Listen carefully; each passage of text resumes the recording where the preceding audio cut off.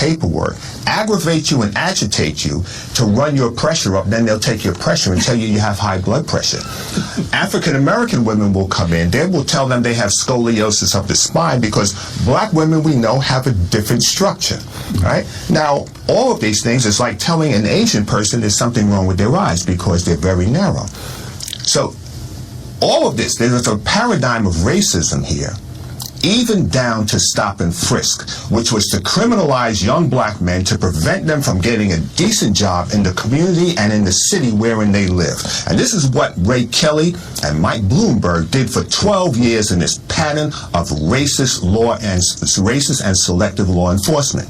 And we have to look at racism and understand it, because if we don't, we will remain confused, as he was saying. I want to make clear that Graham Weatherspoon is a retired police officer and retired New York City police detective. It might surprise you as he describes the situation. But I want to go back to another officer, Daniel Pantaleo, and really go into his record.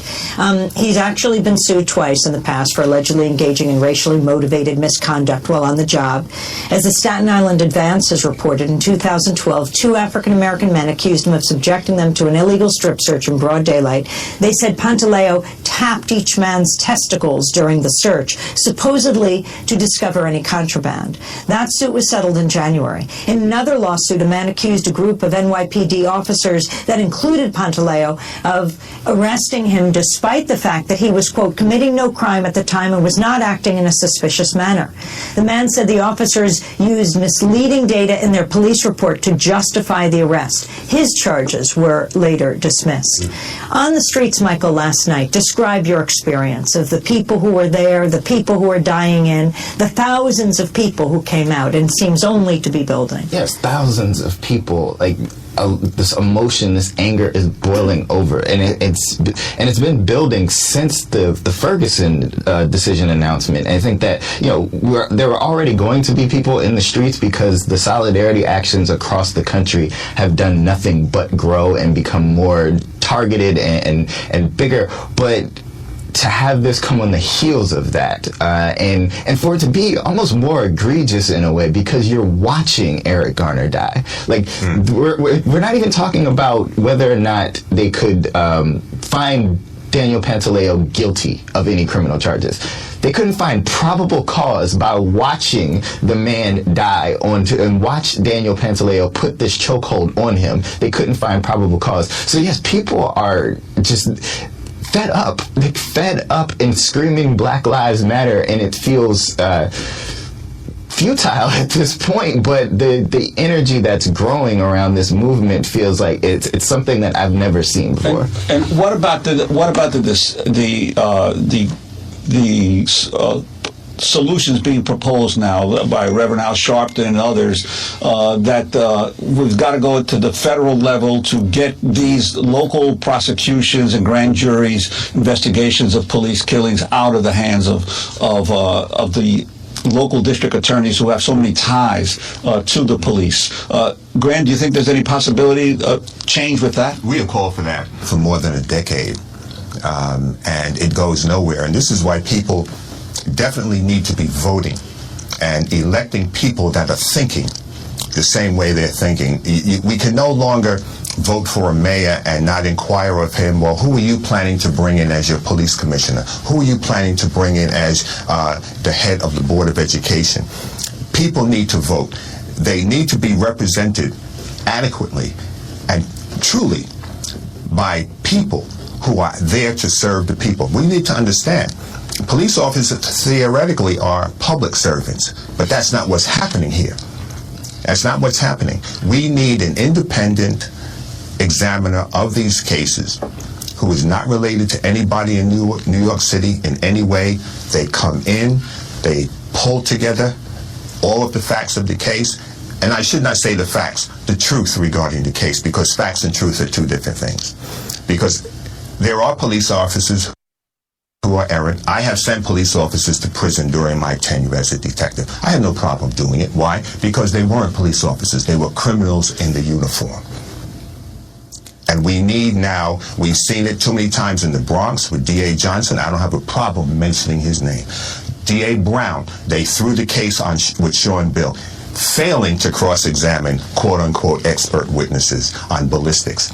Sean Bell, who died, 15 years ago? It's 8 years ago. 8 years ago. Just this past Thanksgiving. And describe what happened to him. It was the morning of his wedding.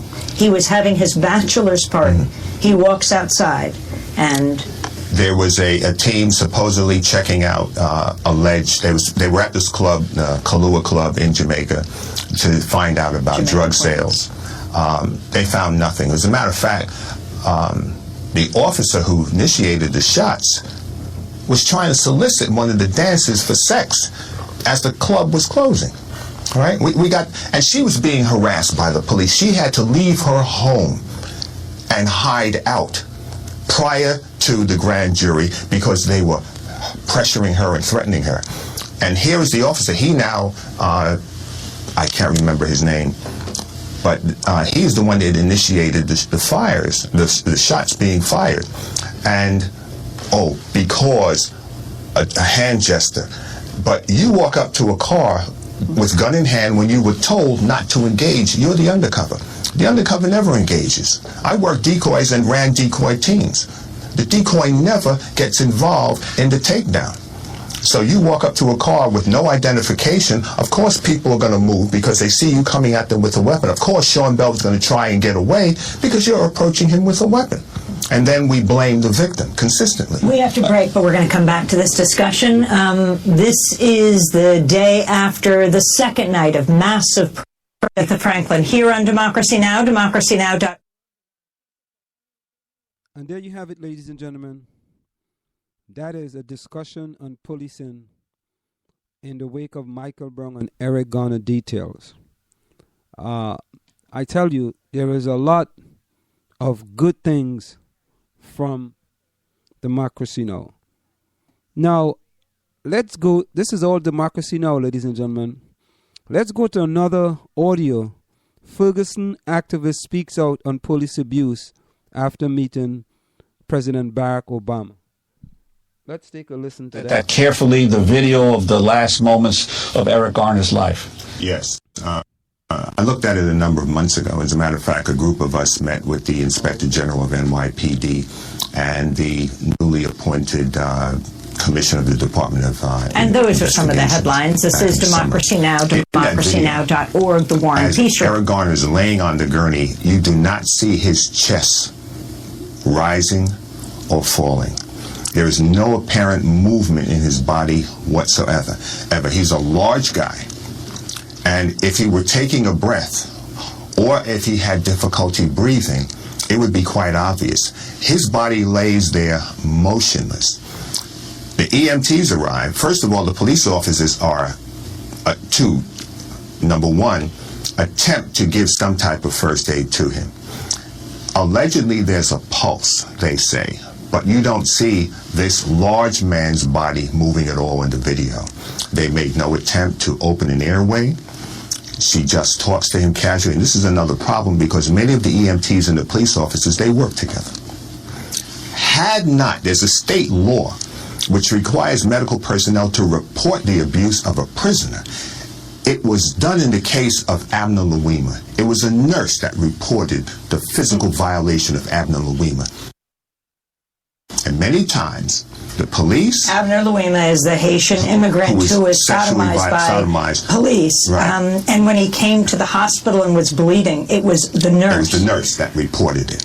Many times, people wind up in the hospital, medical personnel who are required by law to report the abuse of a prisoner do not report it. So they too are complicitous in this whole system. It's not just the criminal justice system, it's the entire system.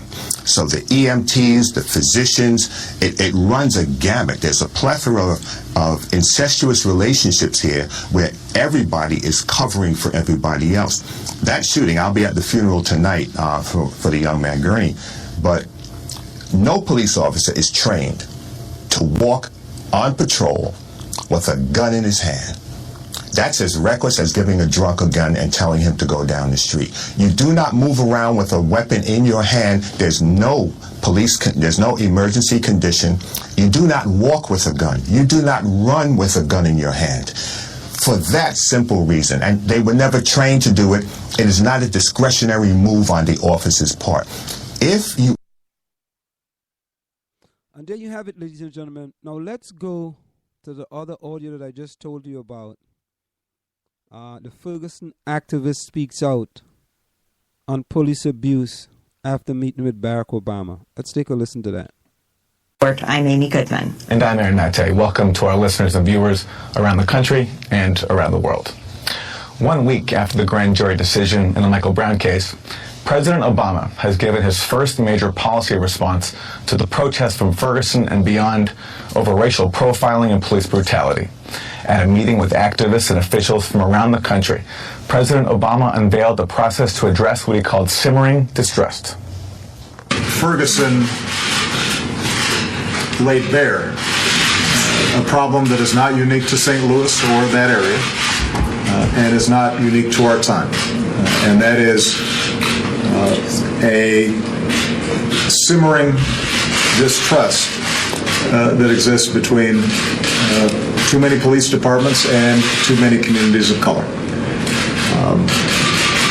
The sense that in a country where one of our basic principles, perhaps the most important principle, is equality under the law, that too many individuals, particularly young people of color, do not feel as if they are being treated fairly. On the policy front, President Obama announced a new task force to come up with concrete steps for building public trust in police forces nationwide. Obama announced a $263 million community policing initiative, which includes $75 million for body cameras to around 50,000 police officers. Obama also announced an executive order that will tighten rules on the provision of military-grade equipment and weapons to local police forces, such as those used in the crackdown on the Ferguson protests. But in a rejection of activists' demands, Obama vowed to leave the transfers mostly intact. As part of his response to the protests in Ferguson, President Obama also sent Attorney General Eric Holder on a tour of communities nationwide.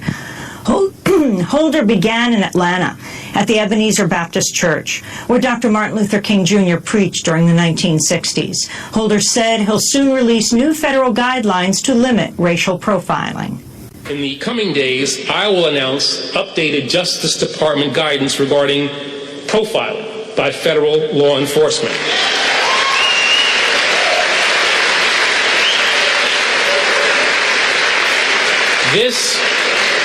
This will institute rigorous new standards and robust safeguards to help end racial profiling once and for all.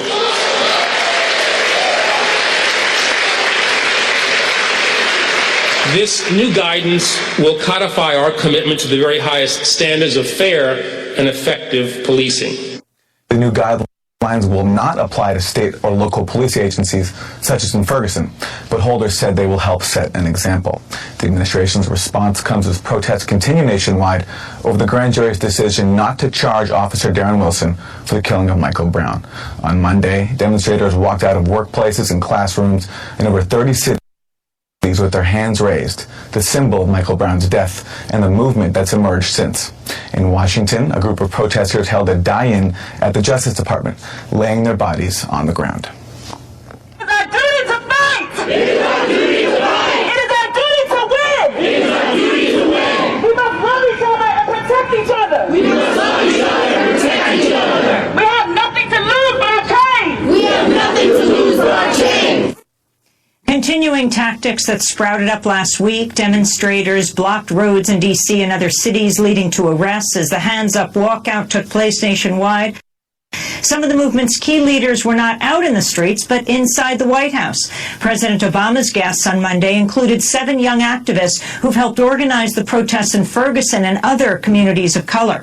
One of those activists joins us now from Washington, D.C. Ashley Yates is an activist, poet, and artist raised in Florissant, Missouri, a member and co-creator of Millennial Activists United, and among the group of activists who met with President Obama at the White House on Monday. Ashley, welcome back to Democracy Now! Can Can you talk about what happened at that meeting? What happened at the meeting, Amy, thanks for having me once again. What happened at the meeting was very frank conversation from young activists such as myself who have been on the ground. 4 of us from